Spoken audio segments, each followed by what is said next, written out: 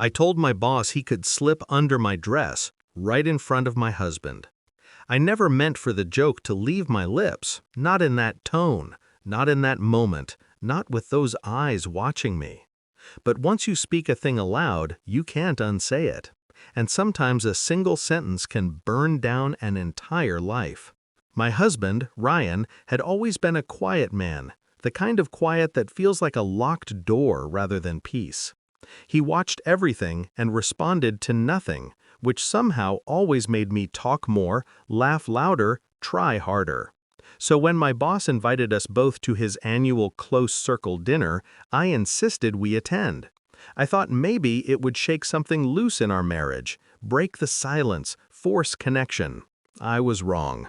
We arrived late, rain sticking to my dress in little droplets that made the fabric cling tighter than I intended. My boss, Mr. Hale, greeted us with 2 glasses of wine and a smile that always lingered a second too long. Finally, he said, looking straight at me before even acknowledging Ryan, "I thought you'd left me to run this place alone." It was a harmless joke, or at least it should have been. Ryan's jaw twitched, just once, but for him, a twitch was a thunderstorm. We took our seats, dim lights, murmured conversations, wine flowing like truth serum.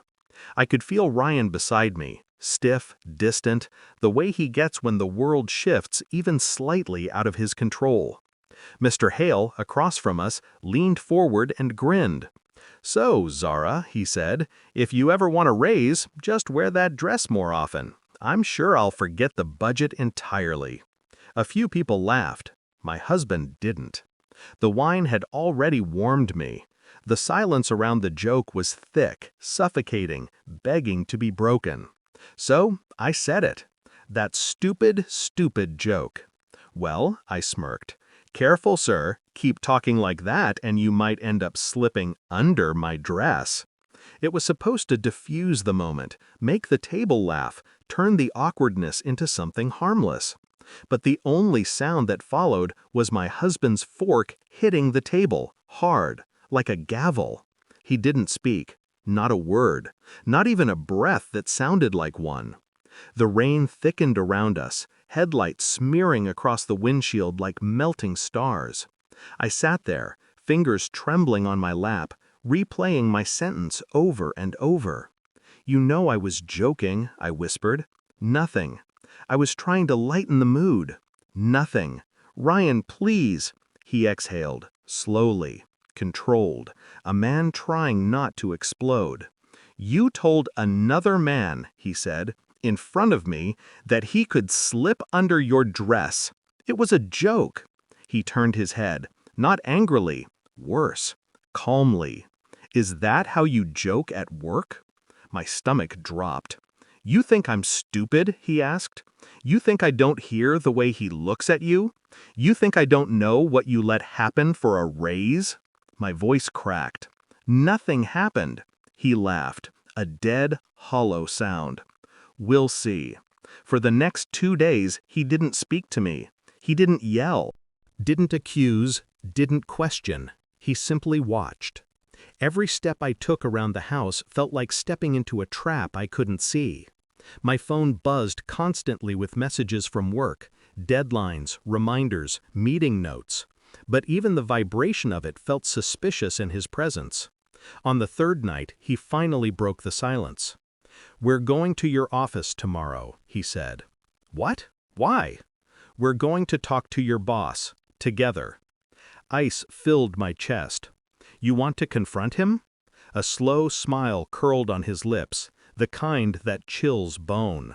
"No. I want to see his face when I tell him you're resigning." My breath hitched. "Ran, I need my job." "No," he said. "You need your marriage." The next morning felt unreal, like walking through a dream you don't remember entering. My husband ironed his shirt with the precision of a surgeon preparing for an operation.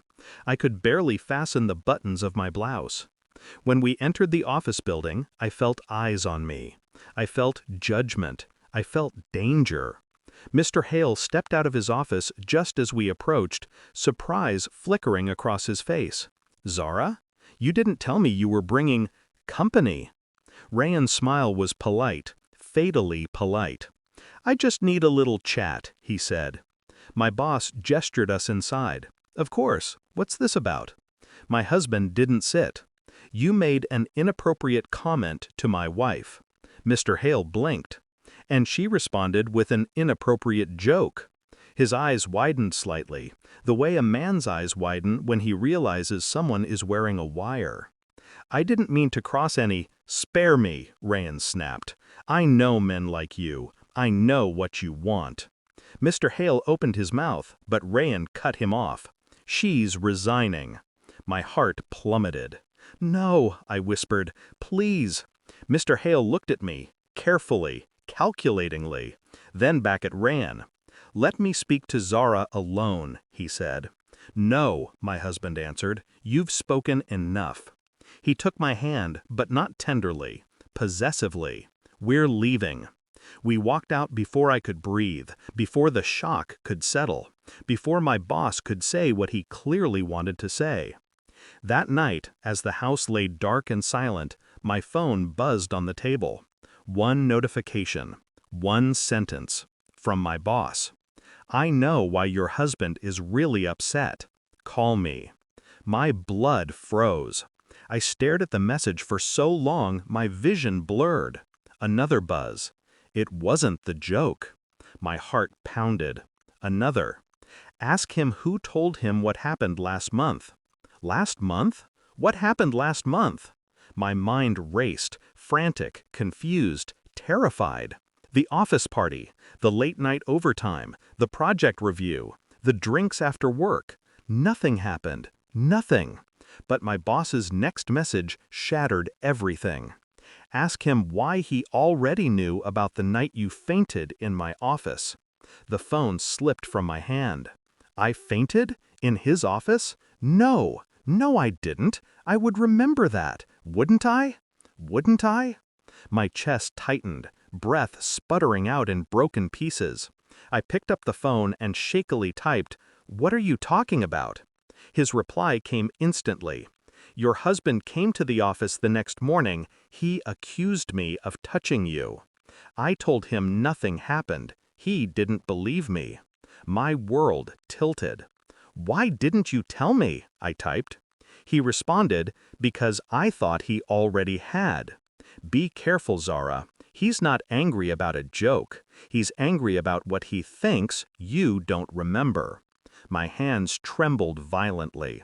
What I don't remember? Footsteps echoed in the hallway. Slow, deliberate, coming toward me. My husband appeared in the doorway, eyes cold, shadowed, unreadable. "You're awake late," he said. I hid the phone behind my leg. Just couldn't sleep. His gaze dropped to my shaking hands, then to the lit-up screen on the table, then back to me. In that moment, the truth hit me so hard I nearly collapsed. He'd seen the message. He knew I knew. He knew his lie had cracked. Rayan stepped forward. One step, then another. "Zara," he whispered, "we need to talk." And suddenly, I wasn't sure either of us would leave that room alive. Just say, Part 2. How could you do this?